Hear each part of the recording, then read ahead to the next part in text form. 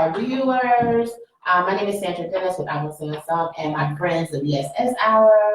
My name is Shirley Contact. Which camera are we looking at? My name is Vanessa Joseph. No problem with it. Normally we do it the other way around, right? Yeah. Today was the SSB. today. So, no problem with something I didn't.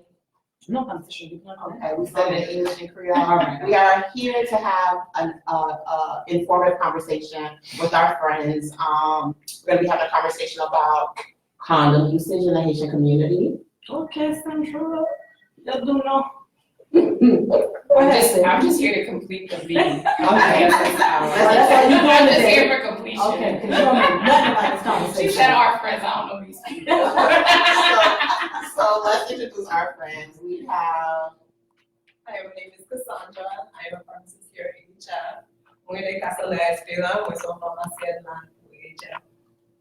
Bonjour, bonsoir, moi c'est Gilbert Crispin. Nous sommes un journaliste en pays qui a passé par les bases à Amina. Oh, okay. I don't speak Creole, but my name is Jonathan Jackson. I am an advocate with the AIDS Healthcare Foundation. Bonjour, nom c'est Tamara, je travaille avec AIDS Healthcare Foundation. Je travaille avec monde qui parle pas de sexe. Oh, okay, for me. Okay. At least you're after the show. Hello everyone, my name is Jeff Owens. I'm a grassroots mobilizer for Haitian. Perfect. And so today we're talking about sex and condom usage in the Haitian community. Or like Yeah. En conversation qui pas tellement fait nous à l'aise parce que nous sommes une communauté qui va vraiment parler de sexe, sexuality. C'est, pour moi, c'est pas un moment je me fais sexe, c'est pas une parole sous la tête. So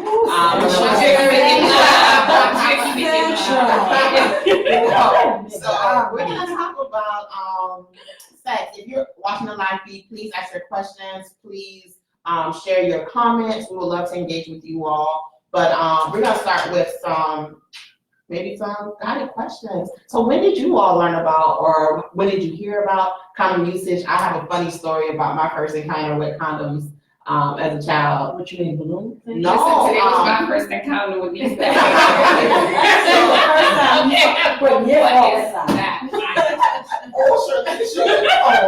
First time.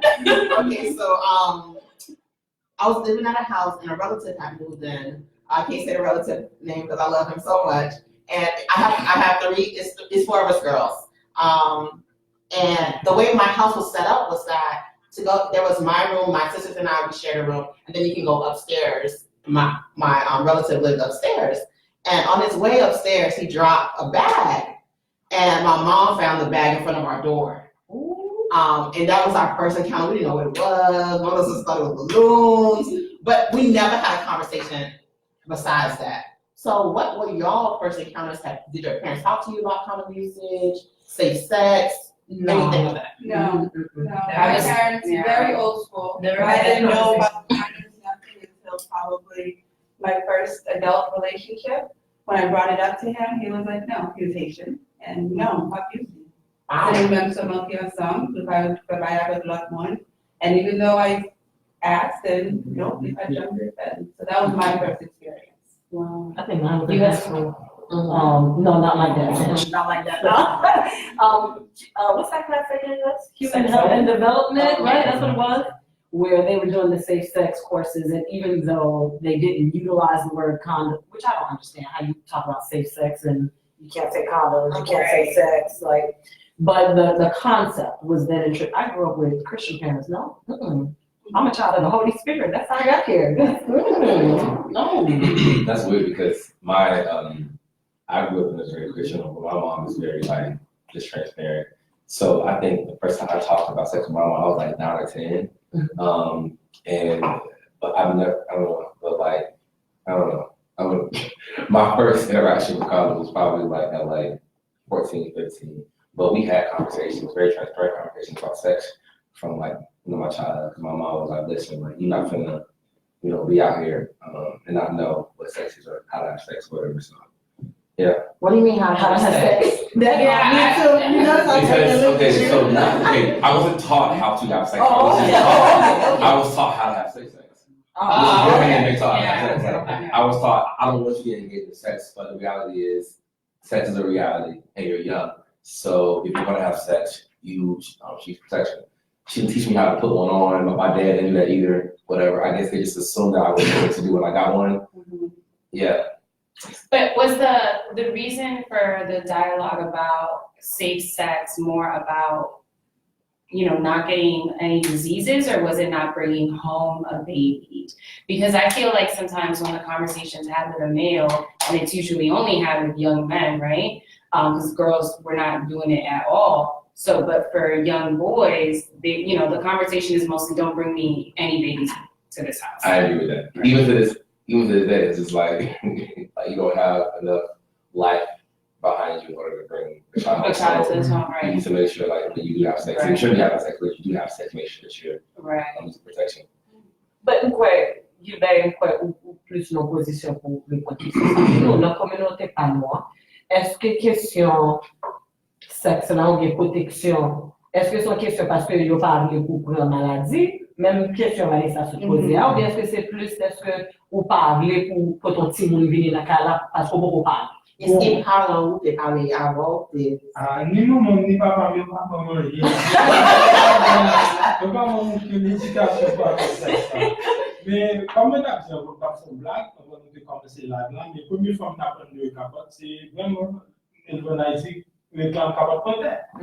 C'est la première fois que vraiment commencé pour qui ça capoter, peut-être 10 ans, 11 ans comme ça, maintenant des questions pour y parler, mais non, toute famille élevée, sexuation a fait pour petit, avec petit. Bon, même nous réclamons pas pour col, c'est pas une affaire de maladie, c'est une affaire de petit. Mais pour communauté haïtienne, non, on est l'époque ça a été pile qui a le sida.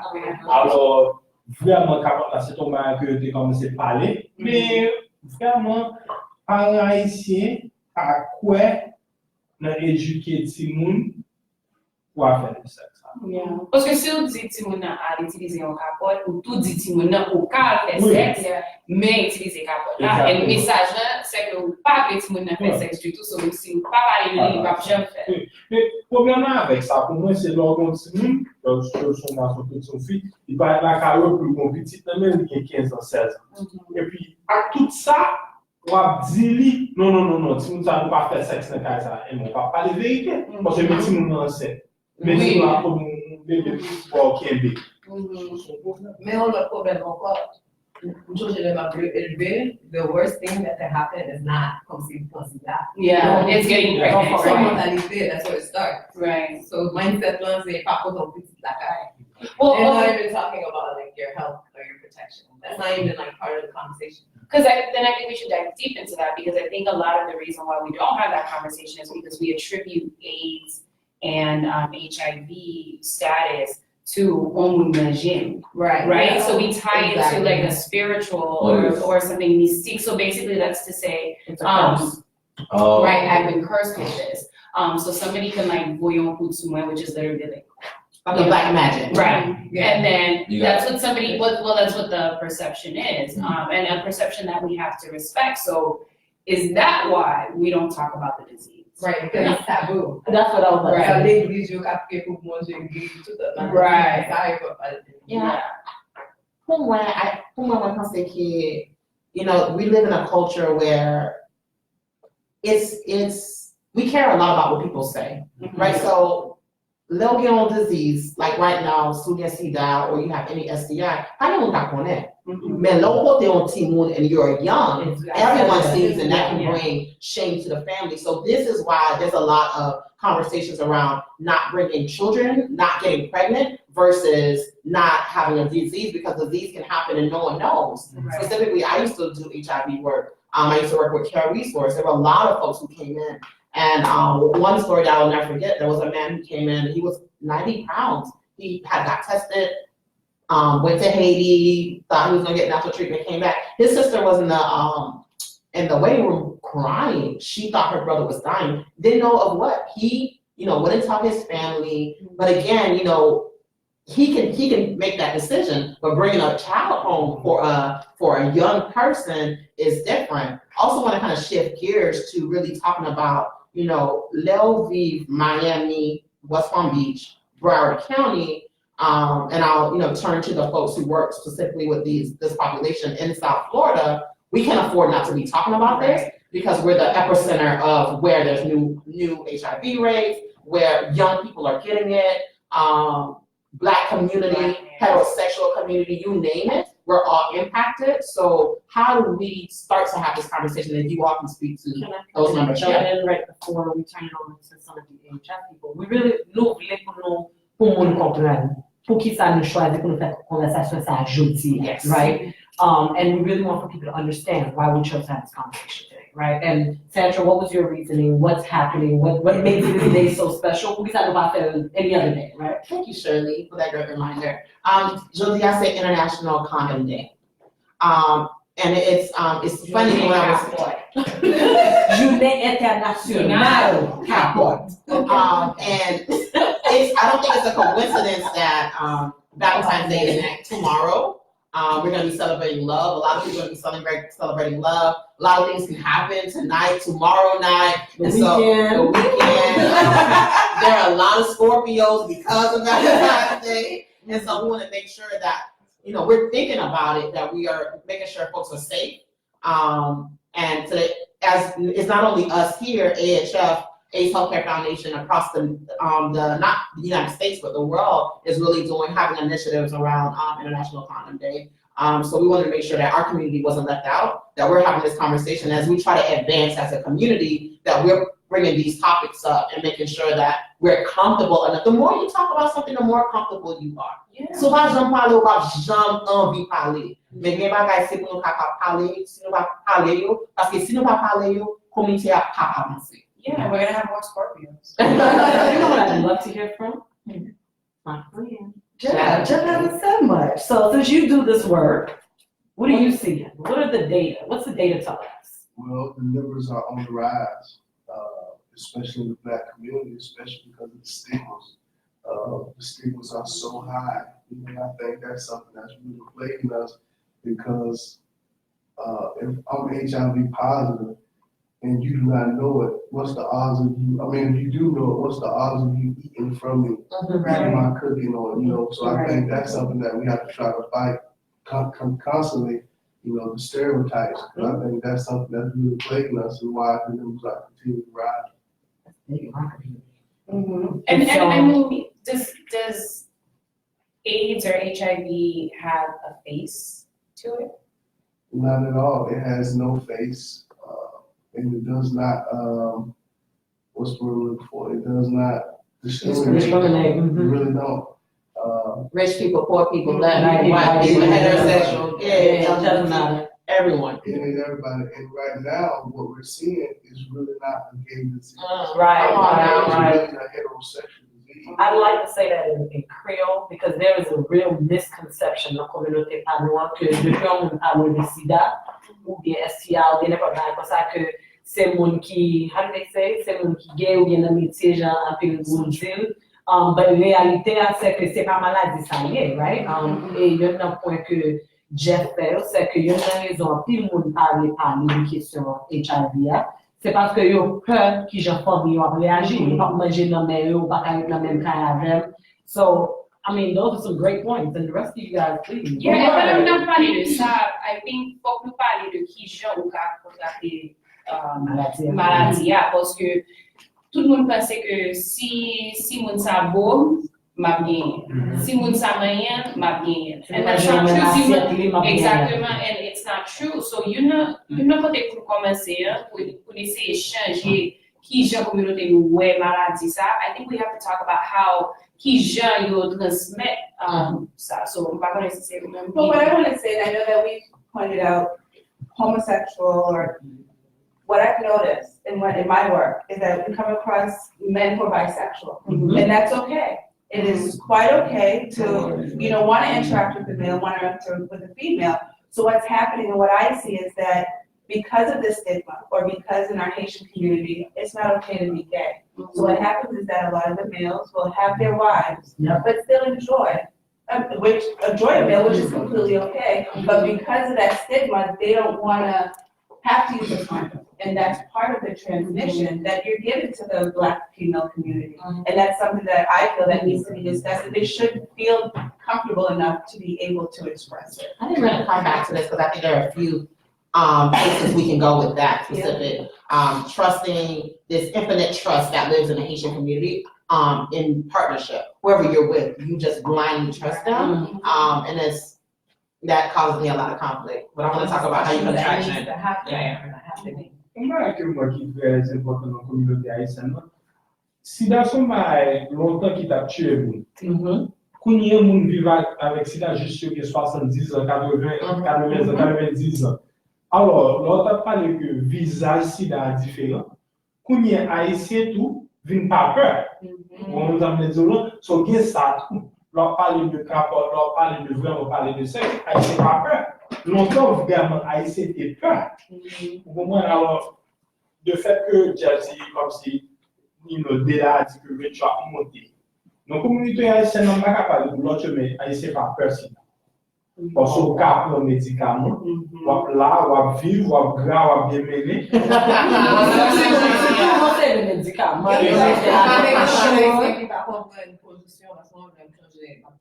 Provider out in the app, ils sont haïtiens. Most likely, quand on s'est parlé pour une bac à Wally, mais moi, des mots comme des docteurs, qui est la vie. Well, that's a misconception. So you have a plan. Right. And it's 2019. I mean, it's education, but, you know, I remember having a client who, she didn't even understand how it could be transmitted. So in her mind, right, and I'm freaking out like I'm a mom. Like this was my client, I had to take her to the doctor. The doctor was like, we're not dealing with this, she's about to have a stroke. So you need to take her to the emergency room, spend 9 hours over there, they give her an HIV test. You would have thought I was a mother. I'm waiting on the results. I'm like, oh my gosh. Because I know that her husband is HIV positive. So I'm like freaking out, and this woman is, you know, has a mental impairment. So how is she like going to deal with this if that's the case? And she's like, that's that. I don't know why you're worried. This is how we do it. And then she started showing me that basically she's doing it from the back, right? And so in her mind, she can't contract it because it's like coming, and I'm just like, oh.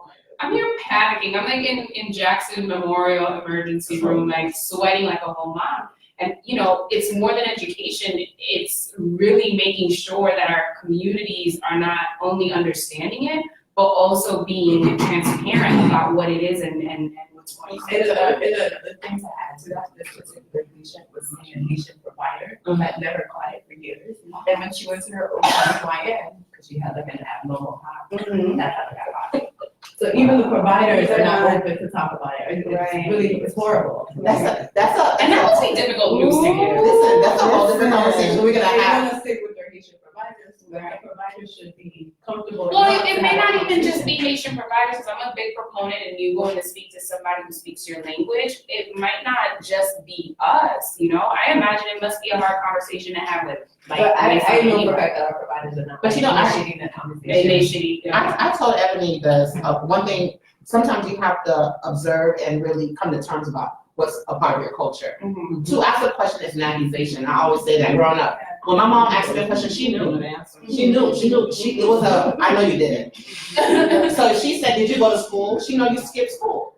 Right? And so as a provider, if you're saying to a patient, and I'm not talking about, you're talking about everyday mommy and poppies, you're asking them, you know, can I take this HIV test?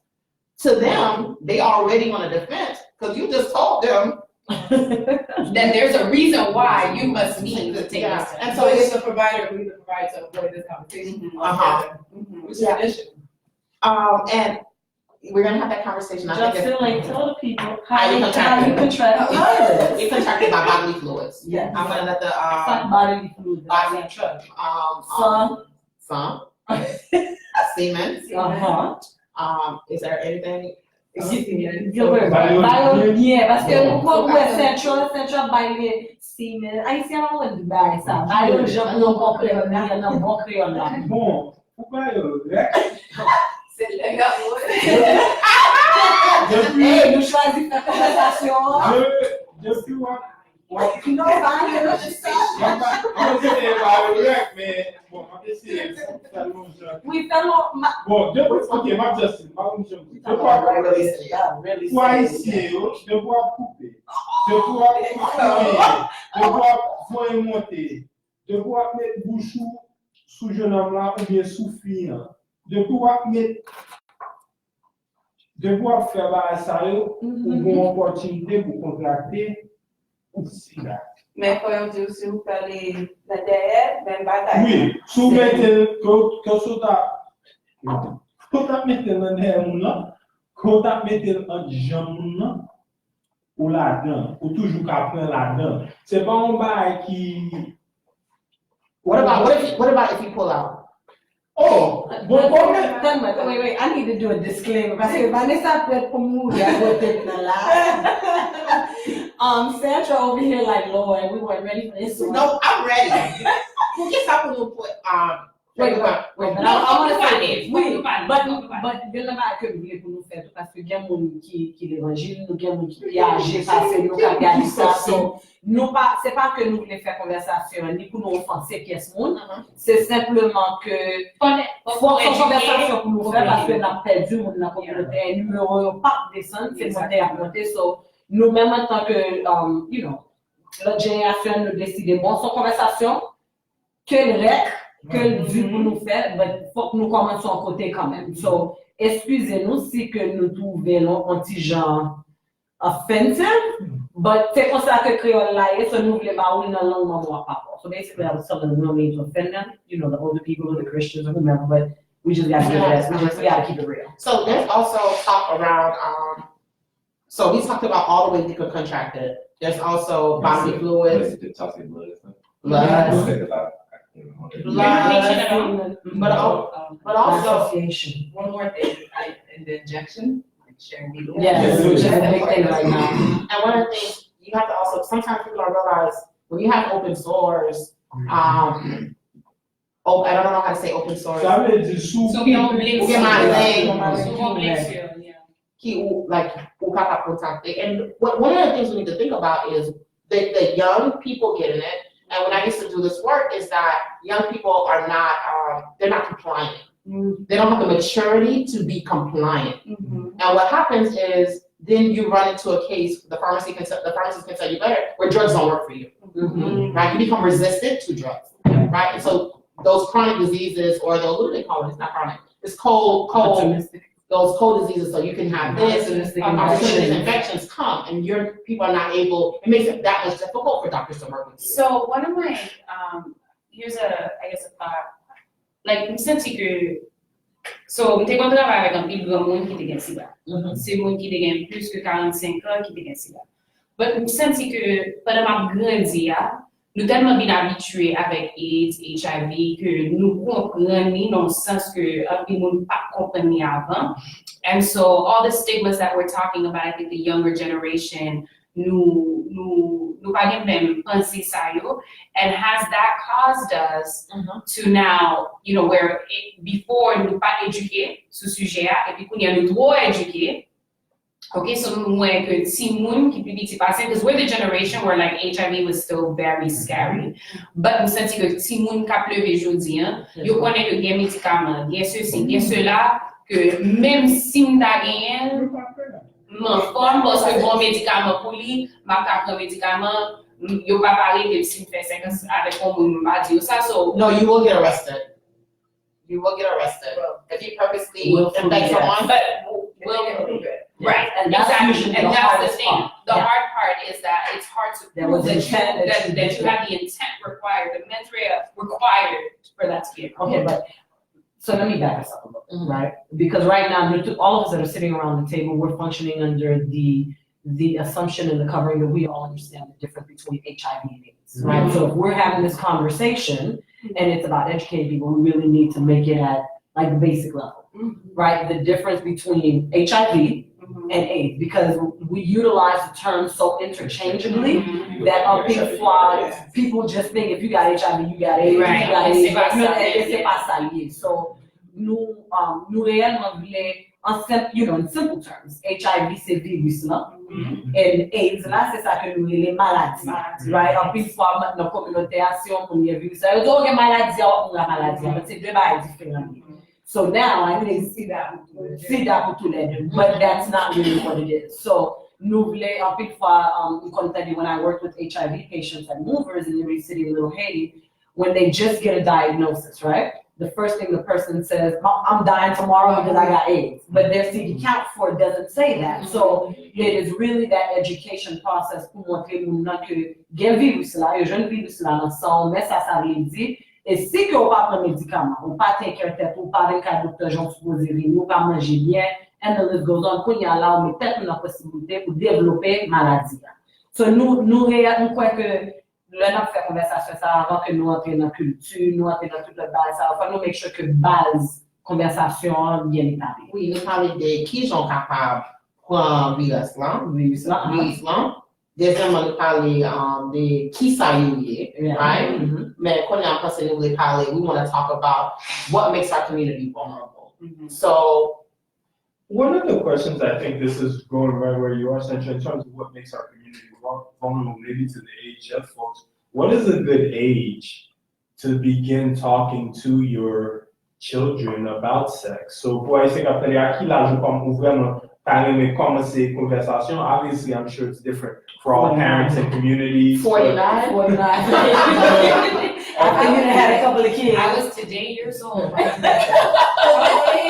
Today years old. You feel like we're hitting your teens. Sometimes even younger. I disagree. Me personally, the way I found out about it was from my mom. Me personally, my mom, she's a little bit more progressive. She's a little old school, she's more progressive. We were watching a Lifetime movie. And she was 8 years old, and the girl got pregnant, and I was like, Mommy, how did she get pregnant? She's not married.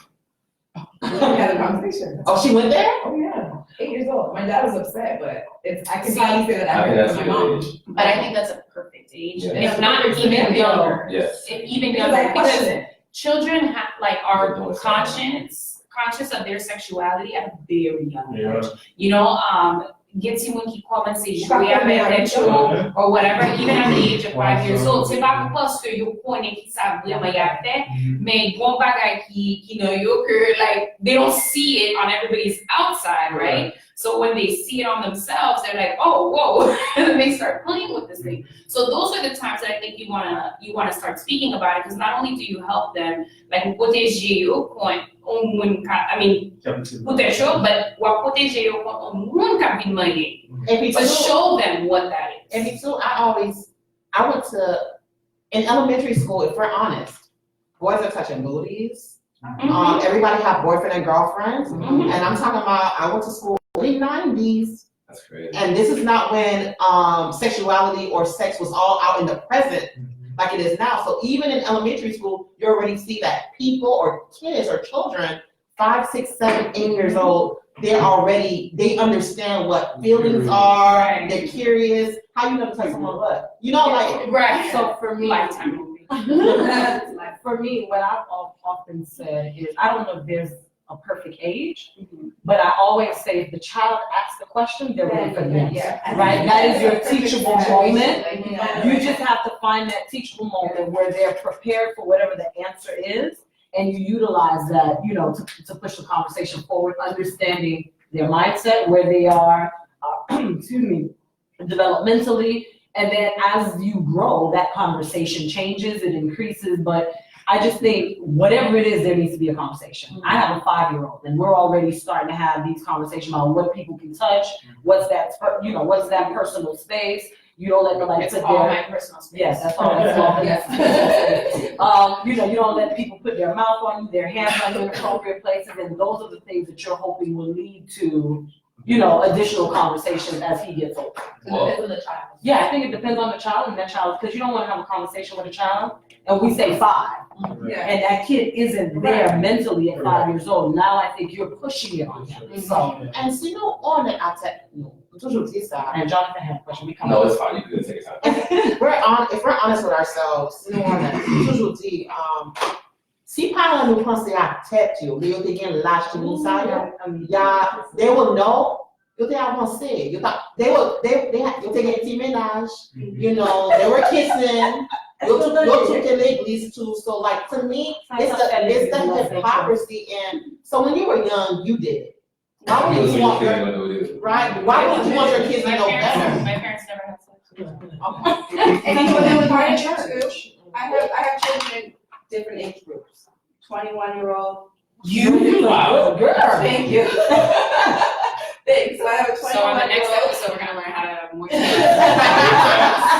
16-year-old and a 9-year-old. I grew up strict. My parents are strict. So when I had my 21-year-old, my mentality was to also be strict. Yeah. He was a boy, so of course it was, nope, condoms is only for, I don't want your babies, I'm not gonna be a grandmother. But then I have a girl who's 16, and this day and age, she was learning more. So it all depends on the child because she was coming to me with more. And now what I know, it's like, no, okay, honey, this is how it's going to be. Now my 9-year-old, he's a techie, YouTube, Minecraft. He doesn't pay attention to it yet, but again, when he's ready, I have to be open enough. So it all depends on the age group and how you were kind of raised, because we have a mentality where, we didn't do that. My mother didn't talk about it, so I have to raise my kid in that culture and do the same thing. So now, intentional. exactly. So now we have to be aware, we're here, this is happening, we're in the moment. I think What kind of water did you I think that generally parents are a lot more ignorant than we give them credit for. Like my parents didn't know that I was doing certain stuff like 7 or 8 years old. They didn't know that, and I knew it was like not in a conversation, so I didn't bring it to the table. So I think that I think parents need to just have a conversation, especially if you got like a YouTuber. If you have a YouTuber, Oh, you have to be open. You have to be open. That's just me. And also, I think a lot of kids now are learning about sex with pornography because it's like so in your face, like Pornhub is not really there. So I think a lot of the conversations I'm talking about right now sort of lead back to the question of transparency and like education. And the reason why HIV and AIDS affects our community more than the other community is because we don't have access to education, but also we sort of hinder ourselves in that way by not being forthcoming about things such as sex and HIV and things of that nature too. I think it all begins with just assuming that the child knows what sex is already. It's 2019. If your child has a phone, your child knows what sex is. Of course they know. When you're watching a movie with them and they see two people kissing, they're already going Listen, like this. my mom I turned didn't the TV know off. you did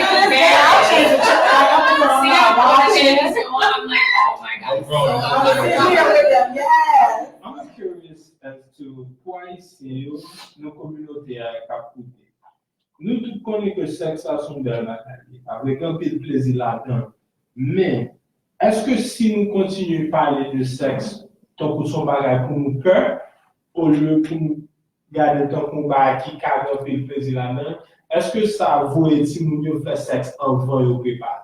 Man, hold on, wait. So, no, that's good. No, that's actually a good point. We're talking like sex oftentimes in many communities is viewed from a fear perspective and not from a pleasure first perspective. That's good, yeah. So when we constantly are using sex to scare or using scare tactics around sexuality, if we frame it differently and talk about it from a pleasure point, that it can be a beautiful thing, where people be more willing to wait to experience it, as opposed to scaring them, and then they, because your parents tell you don't do something normally when you're young, you want to rebel. Yeah. You want to just go ahead and do it. Can I answer that? Yeah, of course. So I think, because I'm a Christian, and I think in terms of Christianity, a lot of the reason why we don't speak of certain things is because of Christianity.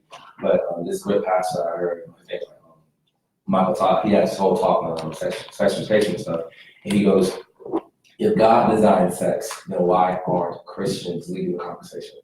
And so if you're too afraid to talk about sex with your kids, and then you sort of have this very fear type of perspective, then kids are going to want to rebel and say, well, I'm going to do it anyway. But once you reframe it to, it's like, sex has a design and purpose. Sex is not just this sort of fruitless sort of enterprise, and sex does have consequences, whether it's good or bad. There are post-sex effects on the body, spirit, and mind, all of that. And so once we reframe it towards not, we aren't policing sex, we're just saying this is what sex is. In order for you to have the best sex, this is the best design, or this is the design that typically works. So when Wait, Charlie gonna translate. Up to top? Okay, so what was the name of the pastor you said? Michael Todd. So, monsieur dit que bon pasteur qui est le Michael Todd qui font un point qui était intéressant lui-même, parce que Point c'était si que c'est bon Dieu qui mettait sexe là, qui j'en fait c'est pas chrétien qui devant avec conversation, mener conversation. Et en pile fois là c'est policier conversation sexe là, non façon tant que c'est pas bon, mais il dit tout que et nous connaissons même dans la Bible que sexe là est partie positive là-dedans. Il y a une raison bien déterminée de ce que bon Dieu a créé. C'est pas juste négatif, c'est pas juste pour mon abjure la vie, mais c'est une raison. Et c'est que, en pile fois, nous mettons plus accent sur sa positive là, ça lui permet pour conversation à aller dans l'autre direction, instead of toute chaque fois nous parler de sexe, ça sont pas négatif que nous. And even if I may take a second, I think even the silence about sex education, some of these other things, like I would argue there wouldn't be as much sex addiction, sex abuse, sexual illicit behaviors if folks didn't reframe sex as a pleasurable act and not something that could be sort of detested or after the body. If we celebrated sex in a healthy way, then people wouldn't see it as a sign of abuse, and they wouldn't see it as a sign of like a misappropriation or bad behavior. I think a lot of sexual deviancy is consequential of the reluctance to talk about sex. If we celebrate sex in this sort of healthy paradigm, then people wouldn't sort of sneak away to do it, and then people wouldn't sort of become these sort of sexual criminals, like these sort of sexual SBU people. Yeah. Et pour moi, les sous-points, on pense que si nous devons parler de sexe dans le contexte que mais qui gens pour sentir ou bien mais qui gens pas qui gens pour faire, mais qui ça sexy, nous qu'à éviter, pas éliminer, mais éviter en pile instance côté que si jeune fille nous, si jeune garçon nous, apprendre dans une relation sexuelle, côté que yo pas jeune plaisir, right? Parce que yo pensez que son punition, il y a des fois que jeune fille, jeune garçon, ou bien adulte tout, yo tombe dans une situation côté que yo pensez yo mérité abus ça, right? Mais il pas la supposer ça. Vraiment. So, si nous commençons à parler de qui je nous a supposé sentir nous le n'a fait un bagage comme ça, je pense que ça va éviter ça dans la communauté. Je pense que, this is, bagay nous pas parler, c'est que, not parler police, right? Est-ce que Haïtien, et spécial chrétien, qu'on a sex please? Sex c'est pour, I'm going to, sex c'est pour capable faire plaisir. Yeah. So, we're talking about pleasure, and I think this is a great conversation because I believe in pleasure. I believe people should live a happy life. Not only, I'm not married yet, y'all don't judge me. But I think that you just in general pleasure. Yeah, pleasure in general. Hanging out. And in our community, it's not something we do well. We don't just have fun. Like pleasure isn't something we do. Yeah. Haitian folks work really hard. They believe in work. Okay, so let's premise that conversation then. Okay. Right? Let's premise that because that's a valid point. But then it needs to be premised under the umbrella of culture. Yeah. Right? Because if you take an African American community, Christian churches, they don't see it the same way, right? But we all come from that's why I think the conversation should be made larger in terms of white supremacy and slavery. A lot of Black sexuality is at the coattail of white supremacy on Black bodies. And so a lot of our stigma for sex is because a lot of our women were raped during slavery, a lot of our men were like sexually shamed, and when you haven't even sort of grappled with their history, that trauma sort of lingers. It does. But for the purpose of this conversation, right? So when you look at some of the stuff we want to talk about, who's primarily responsible? Qui est-ce qui est responsable pour mettre protection, right? Est-ce que c'est nos relations, moi-même avoir seulement, nous pas besoin de mettre des capots? You understand? Wait, come here. So going back to your question, if we open, si nous ouvrons ombrelle culture, est-ce que c'est pour ça seulement? Est-ce que c'est là, genre que nous connaissons, or how you're saying it, c'est juste pour monde qui marié, fait petit? Non, mais on va pas encore. Culture and the past people they enjoy, but when you have to enjoy and they feel guilty about it. Yeah, they get It's not that we don't enjoy. Yeah. The culture is that the stigma is you're not supposed to enjoy it. So then But you do enjoy it and then feel guilty afterwards. So is abstinence a real conversation in our community, in our culture? No. But as we, In our culture, in the Haitian culture, is it a real conversation? Well, men, You're talking PTD ou ça. men vraiment très curieux ça fait de par sexe dans la communauté haïtienne parce que comme nous dit, mais si c'est pas mal pas. Parce que pour un pile dame, moi pas dame alors excusez-moi si je ne pas ça, pour un pile mesdames dans la communauté haïtienne, sexe son travail, son responsabilité, c'est son supposé faire. Vous comprenez les garçons pas la caille sur le travail, alors Et bico. exactement, pas Manger bico. exactement. Mais vraiment, No, I'm just saying, I know, listen, I know all people talk about all Haitian ladies. I know all Haitian ladies. They go to my church and they're like, oh no. Je vais donner dans toujours. Parce que c'est une là, oh mon Dieu. so just to like for everyone, so what I'm saying is that typically with conversations, because we don't see, especially in the Haitian community, but in many communities, we don't see sex as pleasure. The women unfortunately see it as dutiful, as a job, as a responsibility, and that's part of the bigger problem.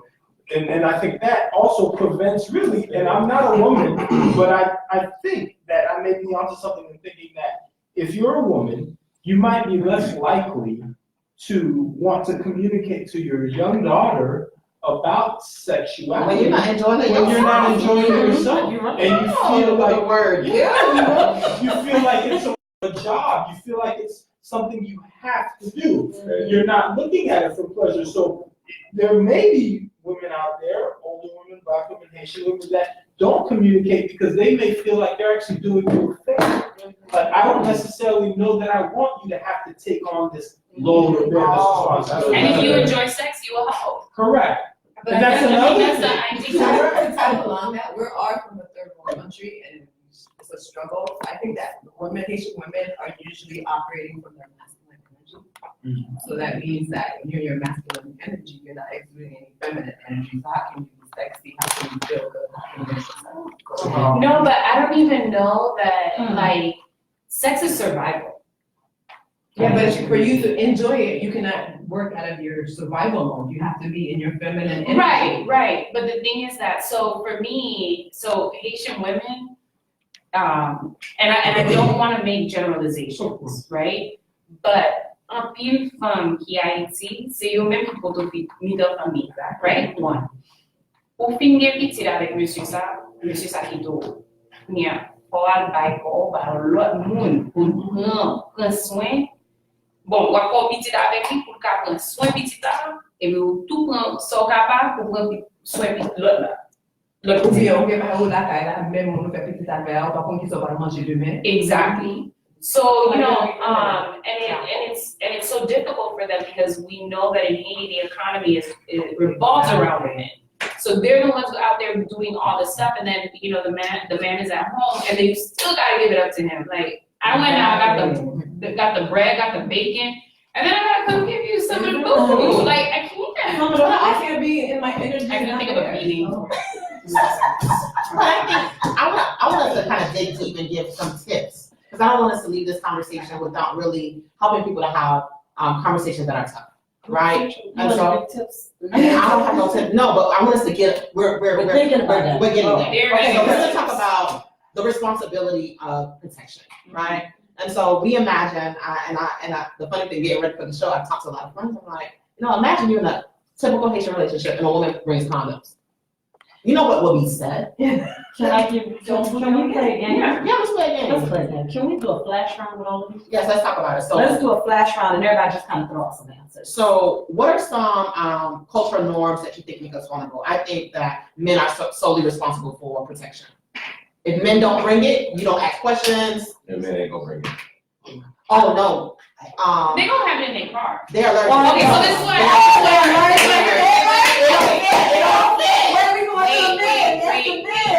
So It's in their wallet. It's in their wallet. a person I know recently spoke about this on his podcast. He said, it's like, once you know what it feels like to have sex without a condom, you Right, never want to use that you don't thing wanna again. use it again. And I forgot how we analogized it, but I was just like, it makes so much sense. Like, so for him, it's like, that's a taste of freedom. And now you never want to have it. You never want to use it It's again. like having Right. fries with no salt for your whole life, and then you finally put salt. It's like that. It's like I never want to go back. Yeah. It's Oh, like. yeah, my head is even having chicken noodle soup all your life. Then you got bouillon. Okay, women who bring the condoms are promiscuous, yes or no? Oh, yeah, that makes people do that. I mean, that's what Haitians believe. Right, remember, but- we're talking about this in the context of Haitians, so. So being healthy is like being You Yeah, you being fat, that means you actually use. Sometimes you know too much. You know too much. First of all, what you know about a female condom? Is that also like an ego thing from a man? Is it the fact that she might actually be able to teach you something? She might know more than me. She might make me, out to be this non-productive person. Here's the thing too, like, to be honest with you, I remember very little about female protection. But I'm constantly bombarded with commercials, with advertisements, with information about condoms. So for me, I don't have a responsibility to bring this, right? Because every commercial is you. But why not? Let me ask a question, B. Let me stop you. We help them get prepared in every other way. We iron their clothes. We pack their lunches. You do that? Go. Lord. We get folks prepared. We tell them, don't forget your money. Did you do this? I'm gonna just take pictures at the grocery store. You buy these things. So why wouldn't we help them help us? It's because that is women's jobs in that perspective is at the service of the man. That's what it is. So whenever the man is doesn't feel as though he's being serviced, he's being emasculated. I think that's a larger conversation that needs to be had. So should Haitian women bring condoms? Or should they just give up to the responsibility? It's your protection. It's your protection. I mean, you're trying to live or not? Whether you Haitian, American, Cuban, Jamaican, it's your So protection. just carry it in their bag? Well, if you know you might get, you They don't might carry it. go get your. Men have it in their glove compartment. You know how many homeboys I have? I open the glove compartment, take it out, get a glove or whatever, and it's like, I gave a bag to a homeboy, we ain't gonna say no name, right? You know, I gave a whole bag to him. listen, I walked by the ball and I made sure Mackenzie did one bottle. Valentine's Day. Valentine's Day, our bacos, Yo, salsa, casi and pues they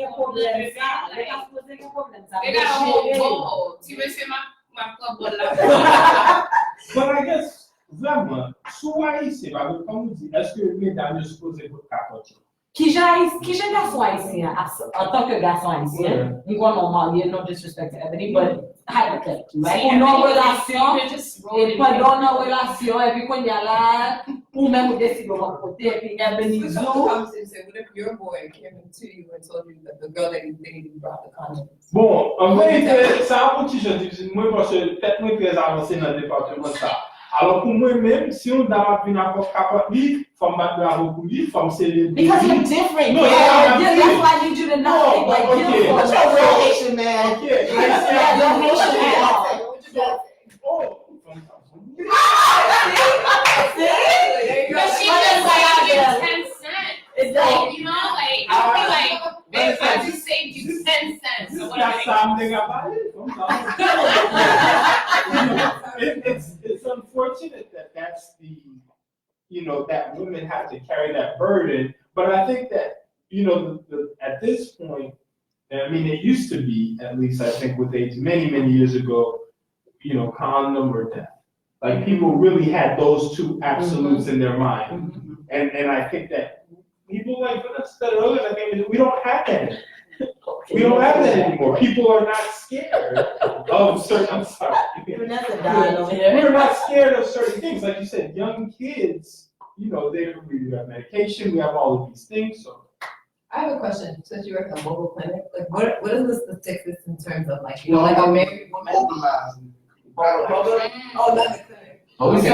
I was trying to figure out like what the statistics of like when people come get tested, like the married woman versus the single woman that uses. Wait, are married women coming to get tested? Why not? No, because If you have an STD, you have an itch when it comes to STD clinic. You don't know if you No, but then when they come, because I got an itch, I don't want to be tested for HIV. I just want something for the itch. But when you come to the You see what I'm saying? Because But they're not- there's that fear of knowing too, right? Because then again, you have this other mentality, and we got to keep it real. So I told my husband I was coming to get something for an itch. I come back home and I tell my husband I'm HIV positive. The first question is, what you been doing? Right? It's not what we've been doing. How did this happen? That's not the conversation. So si que nan mentalite pa nou, si mwen nan relasyon avon seulement, sou gen sida ou bien gen HIV, whichever one you want to use interchangeably, se pa responsabilite pa mwen, se ou pran l'an kote. Well, I think one of the things that's interesting, from a male's perspective, if you've ever sat in the clinic in your mid-20s, and then when you're waiting, like from an oral test, you're waiting those 7 minutes. What? Yes. Well, that's a long time. Try to give it the results. Longest 7 minutes of your life. That's 7 days. But the thing is, When I was doing it, it was 2 weeks long. the only thing you're saying to yourself is, I'll never have one protected sex. But you know what happens? Jesus just You cleared get me that out and like, okay, Yeah. I'm sorry. No. But one thing I feel that for women, Haitian women, now that we have to realize that we can go and get tested on our own. What I've come across in the field that I work in is that a Haitian man won't even let his wife or his girlfriend go by herself to go get tested. That's crazy. Because, yes, and it happens because they already know, like, oh, well, I'm sorry, it was hers. But it's like, oh, you know, if she goes and gets tested, maybe she's able to find out that I was doing something. But then you have the flip side to that. I know Haitian women that go, get tested, find out they're positive, and they say, ma bay quantité moun, and I'll translate, ma bay tout moun ka bay li parce que m'ba ki moun ki m'en way. And the mentality, and I'm giving it to as many people as I can give it to, because I don't know who gave it to me. And it's real, right? So at that point, that monogamous relationship, I get my consent. Yeah. Like that went out the window. But wait, so in the monogamous relationships, one, if we're being